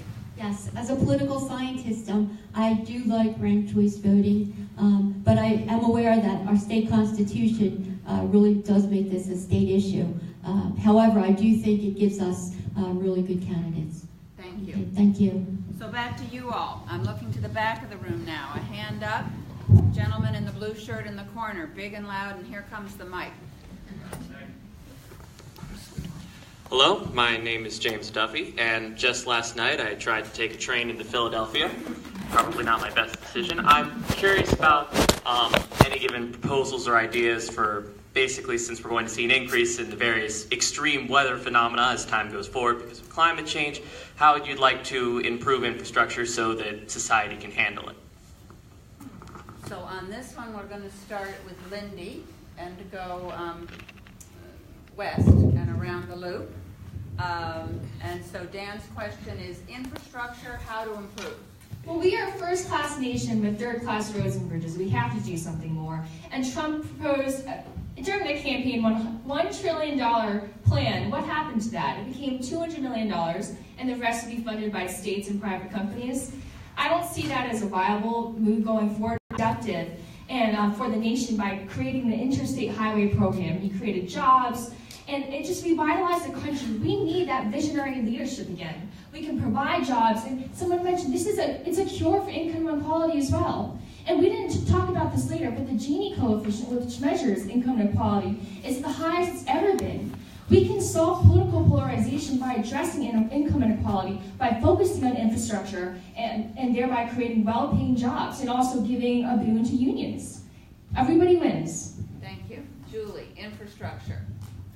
Well, I wanted to really address the climate change piece of that because there is it's very, very near and dear to my heart. We have been avoiding a lot of issues. To my mind, all these issues are so very connected with each other. There is a lot of information out there on the Cattlemen's Association and how much that they are pushing forward. Let's eat beef. What's for dinner today? Even the American Dairy Council. What are you drinking today? Can you drink 3 glasses of milk? That's what the prescribed amount is that we're supposed to be drinking as adults. And the impact of that is to increase animal husbandry. And animals emit methane and other pollutants, as well as consume a lot of water, dramatically so in comparison to eating whole foods plant-based. And this methane is, I'm trying to remember the multiple, it's like 200 times or 80 times, very, very significantly more contributive than carbon dioxide is to climate change. And I think it's something, again, it's connected to the ethical issues, it's connected to the PACs and the super PACs and the lobbyists, that this information is not getting out. What we need is we need the facts. If you give us all the facts, then we can reach our own conclusion. But the facts are often being subverted. Thank you, Julie. Terrific. Pass that to your right. Shelley, climate change and its impact on infrastructure. Well, infrastructure is a huge issue right now, and it's not just in the state, it's across the country. We need to have more federal support and federal funding for infrastructure and infrastructure repair across the country. In particular, here in the Pennsylvania and Southeast region, SEPTA is horrendous. I think one key portion of that is the many unfunded mandates that have been given to SEPTA without any reality and any support on funding those issues. So we need to look at funding in particular and spending trillions of dollars and billions of dollars on a wall that's going to serve no foreseeable purpose. That money could be diverted to funding for better infrastructure across the country. Thank you. Mary Ellen? Yes, depending on the study you look at, Pennsylvania has been said to have the worst bridges in the nation. So we know that climate change is affecting our infrastructure. And I remember Governor Rendell saying that if we don't put money into our infrastructure, we are going to be sorely devastated by what happens. And you've seen bridges collapse across the nation. I mean, this is something that we need to address. I remember telling my daughter, I don't want to go that way, I have to do a bridge. And when she heard the study about the bridges, she understood, but there's so many good things about working on infrastructure. The jobs is mentioned, but also it's one issue that's bipartisan. I mean, we all want to be on safe roads and safe streets, so I definitely think we need to be working rapidly on the infrastructure. Thank you. Thank you. Now I'm going to come down here to you and pass the mic this way to you, David. Move around, and we'll get this half of the table. James, thanks for that question. I like the way you linked the infrastructure issue with the climate change issue. Look, this is a crisis, but it's also an opportunity, right? Climate change, I'm a journalist, I believe in facts. Let's just say it, climate change is real. But it gives us an opportunity to make some really forward-looking investments. One is in our national network of trains, which needs a lot of work. You know, I've spent a lot of time in China. They've got an increasingly impressive and spectacular, even, system of trains crisscrossing the country. We should have something like that that's going to boost opportunity and economic growth. I think we need to invest in climate change resiliency in our infrastructure because that's something that's going to happen. And finally, I think we need to invest in changes in the way that we generate, distribute, and store energy and electricity so that we don't just have clean energy coming along, but we have ways that people can actually use that energy in their daily lives. Thank you, David. Molly? Yeah, thank you for your question. And you're right, it's a snowball where we're not investing in public transit, which can reduce our carbon emissions, and then we have increased climate change, which then further destroys our infrastructure. But we can flip that, right? We can start improving our public infrastructure and putting more trains in and then reducing our carbon usage. And I mean, I've worked in green energy research, and I can tell you there's no silver bullet that's going to save us in time. We're going to have to conserve. And public transit is one of the greatest things we can do to conserve. And plus, it makes it easier. I think a lot of people would rather take a train to work if it's easy than drive. It relieves stress, it takes congestion off our roads, it saves people time, it's good for our economy. And we do need to improve all of our infrastructure. We need to make sure that we need to bring in a new deal and a new service corps to make sure that young people have jobs and they can build, help rebuild our bridges, help rebuild our roads, and make sure that everything's working more efficiently. Thank you, Molly. And now, Mary. So there's a couple things I'd like to work on right up front. The first is better federal support for renewable energy projects. We need to get back to that. The Obama administration was on the right track with that, and we need to increase that support so that we can transition away from fossil fuels. The second thing is infrastructure, whether it's public transportation. I think the last two people spoke eloquently to that. I'm a big fan of public transportation. I live where I do because we wanted to live someplace where we could take public transportation to work. But the infrastructure, particularly in Pennsylvania, is really in sad shape. We have manufacturers out in the Pittsburgh area who, in order to get their products to market in this area, have to do an 800-mile detour because the turnpike and the roads they need to take to get there cannot handle the weight of the products that they're trying to get to market. So that's an 800-mile detour that increases fuel use. It's a small business, so they have trouble. It increases their costs. So infrastructure repairs would provide jobs, would reduce fossil fuel use, and would help small businesses. Thank you. And Dan, you get the last word to this question. Well, Dan, thank you for the question. I first believe that what we need to do as a society is we need to work to transition from fossil fuels to sustainable energy production. That's the only way we're going to find ourselves out of this sort of devolving climate crisis. And that is investing. It's not shutting off on, you can't shut off the pipeline of fossil fuels tomorrow. What we can do is we can invest in sustainable energy production and not put big tariffs on solar and other mechanisms that can actually help to build our economy for our sustainable energy economy. When I was on the House Transportation and Infrastructure Committee as a staffer, there were always fights. And they always say that there's not a Republican bridge or a Democratic road. Well, there is when it comes to transit. We always had to fight with those guys on transit funding to make sure there was parity with federal highways. And there will always be a fight. And because transit, it just doesn't, I will fight for transit funding and to make sure there's parity transit and federal highways. Thank you all for those thoughts, and I need one more question from you all, and this lady in the blue sweater right here, here's the mic.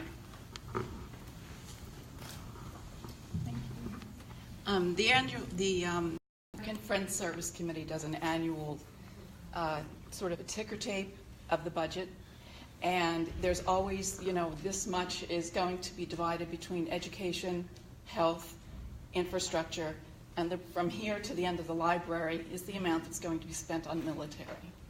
So we are all in a position where we're trying to fund things that are really important in society, but there's, I haven't heard anything today, and this is not a criticism of any of you, but just what is your position on the number of wars the United States is engaged in at this point, the amount of money from the budget that is being spent on those wars, and whether or not you have any idea about how to extricate ourselves from bombing children, basically. Thank you. Thank you. So to respond to this, we're going, who on our panel has a January birthday? February? March? April? Dan, you're up. Yeah, third way through the year. Okay. First, this was something about the budget was your first part of that question, and I think that a budget is a moral document. It defines your values as a society. It is. I was talking about foreign policy as being one place that I want to develop a little bit more, and grow in that area.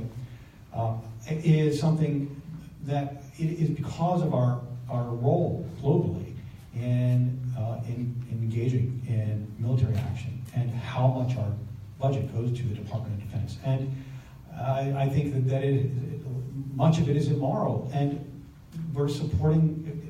If you don't know what you're supporting, if you don't have a depth of understanding, you're going to find this Congress, there are a lot of Democrats who are just towing the line. Got to know where we're investing those defense dollars. Anyway, I strongly believe that when we define our priorities, if we were having, as I say, if the Defense Department had to do bake sales and education could get their budget, from the federal government without any encumbrance, the world might be a little better place. Thank you, Dan. And happy birthday in April. Who's got a May birthday? May? June? Mary Ellen, you're next, please. Your thoughts on military and defense budget and the presence of war. Well, they say that you can tell somebody's priorities by looking at their checkbook and where their money is going. And of course, you're right. The government is spending enormous amounts of money on defense and war. I was asked at another forum where I stood on the Iraq war. And I said, I can tell you that because I was in Washington at the time attending a board meeting for the American Society for Public Administration. And it was right before we were about to enter war. And there were groups out there demonstrating against it and asking for you to sign their petitions that there not be a war. So my name is there saying that I did not want war. And I agree with you. We need to be spending more more money on Social Security, expanding Social Security, protecting Medicare, the students, giving them a decent education. When I went to college, I went to Penn and I had 3 jobs, but I also had grants available from the government. Okay, thank you. Thank you. Any other June birthdays? July? Shelley, how about it? Thoughts on military and defense budget and war and conflict? Right, so I think there's a fundamental misunderstanding about how wars start. President Trump seems to think it's about whose button is bigger. My understanding, and if my career has taught me anything, we need to be more focused on foreign policy and actual diplomatic measures. The State Department and workforce has been cut in half. Their budget has been cut tremendously. That shows that there's a fundamental misunderstanding here. We need to be focused on repairing relationships, developing allies and relationships with other countries, improving our intelligence relationships with some of these other countries. Currently, our allies that have been sharing intelligence information with us for decades are no longer sharing information with us. That makes us as a country unsafe and unsecure. And so when we're able to refocus and get somebody in Congress and in the White House that understands what it means to have diplomatic relationships with other countries, then we're going to decrease our engagement in war, and we're not going to be fighting irrelevant battles with North Korea. Thank you, Shelley. And July, you're also a July? All righty, how about it? I spent several years as a senior editor at Foreign Policy magazine. I'm a term member of the Council on Foreign Relations, and I've been a Peace Corps volunteer. I was in China when we went into Afghanistan. And I have a deep and abiding belief in the absolute importance of smart diplomacy and investment in international development. I think in Congress, you've got to push back against Trump's threatened cuts of 30% to the budgets for state, for USAID. I think we need to raise, not lower funding for those organizations, fund Peace Corps more. And the interesting thing is that the DoD, folks within the Department of Defense have said they're being asked to do too much. Folks within the Department of Defense are being asked to perform functions that are best left to state, best left to aid.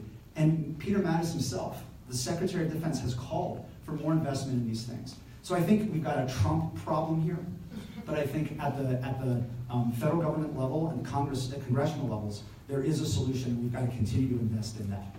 Thank you, David. How about my Leos or August? Yes, you're next. Okay. Mary Gay. So one of the solutions I would propose is that Congress and the administration take as close a look at the budget of the military and defense line items as they do with the health and human services line items. They need to much more closely scrutinize that. We've talked a little bit, several people have mentioned the need to have better State Department resources, diplomacy resources, so we need to support those efforts. And I think a big line item that I would be in favor of getting rid of is the damn wall. Thank you, Mary Gay. August, so September. Yes, Molly. So after I graduated from Haverford, I actually went to Uganda on a grant for Quaker leadership from the Pickett Foundation. And I saw firsthand how perverse our foreign policy is, how foreign aid is given without enough oversight, and it creates power tensions that didn't even exist before, and is giving people things they didn't even want. And how we ignored a war of child soldiers in the country I was in. I met children had just escaped being child soldiers. And so when we talk about wars that we're in, there's always this corporate interest behind them. We're in it because Lockheed wants a new contract. We're not in it because we're going to go fix human rights violations where we really need them. And we need to hold our government accountable for that. We need to stop the corporate subsidies to the military-industrial complex. But we also need to make sure we do have defense spending for taking care of our soldiers and making sure that every single soldier when they're brought home has a fully funded VA and can go to any mental health professional they want. We need to take care of the people, not just fund huge machinery and weapons of war. Thank you, Molly. October, November, December. Wow, terrific. So Julie, if you go first, and then Lindy, you'll follow. So this is, as all these questions are, they're very difficult because there's two sides to every coin. The gut response is we don't need that much money in the military. I mean, do we really need a bigger, better submarine? But then you hear what Mr. Putin says about the fact that our enemies are rapidly advancing other weapons, and our strongest defense against getting into a war may be having weapons that will deter an action. So I admit to being very conflicted on this point. I do think that obviously the men and women who defend this country need to have the best support possible and the best medical attention possible. So again, I think we need to draw the line, no more, but it's hard to think about a deep cut. Thank you, Julie. And Lindy, last thoughts here on military and defense budgets and conflict in the world. Excellent question. Thank you so much. I'm all for home building over nation building. Isn't it interesting that our country's greatest generals, after fighting a war, never wanted to think or see war again? Eisenhower warned against industrial military complex. When Grant was visiting Europe after his presidency, he never wanted to see a military parade. That actually made me think of Trump's recent comments. And yesterday, Trump tweeted about how it's good to have a trade war. That is not the way to conduct our nation's affairs. And like Molly said, so many of our wars are prosecuted because of contractors like Blackwater who are making reams of money off of our gallivanting abroad. And our State Department is being hollowed out. This is not okay. And if you have hammers, you're going to think, and you only have hammers, you're going to think that every solution requires a hammer. So we have to focus on diplomacy. Thank you so much. Thank you, Lindy. So that brings us to the end of a informative and exciting afternoon. Let me have you join along in great thanks to these candidates.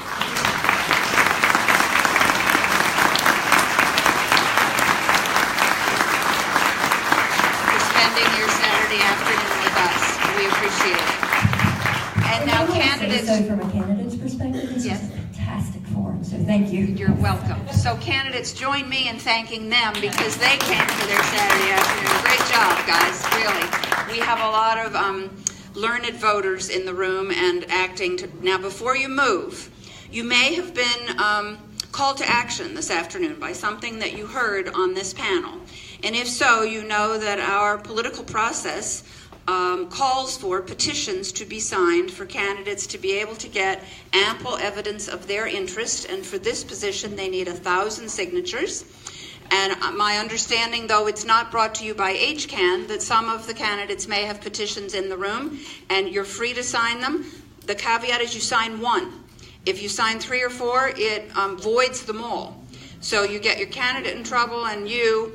Second caution is as you sign them, sign it the way you show to voter registration. So if that's name, middle initial, there's a question? Well, that's not true. They take the earlier stated one for this signature. Anyways, so they take the first one. So don't sign more than one and do so in the way your name shows up on your document. And when it says town, don't write Ardmore, write Haverford Township. Or your township, the Lower Marion. Okay, that's about petitions. Okay. So the people with the petitions will help you get it right, but don't sign 6, don't sign 9, sign 1, and only if you were motivated to come to a single choice. Second thing is that in order for each of you to be here today, I just want the audience and for me personally, on behalf of HCAN, to acknowledge the extraordinary work you each did. We sent you requests that were 2 in name about where you were with healthcare and where you are on campaign finance. Those issues pages are on your websites. And then you answered our questionnaire around the categories that include income and wealth inequality, campaign finance, climate change, immigration, racial justice, women's rights, war and peace, corporate tax policy, education, disability advocacy, and gun control. It's a miracle you could even get here after filling all of that out. So, but each of you on this, don't let that be for naught, and don't say I don't know where he, she stands on something, because it's there. So go to the link on your handout and study up. The last thing is that if you had a role, large or small, in hosting today's HCAN candidate forum, I would love for you to stand and receive the recognition of the candidates and the guests. Praise God, HCAN. Thank you all. That's it. Your call to actions, do your homework. You can greet candidates, look for petitions.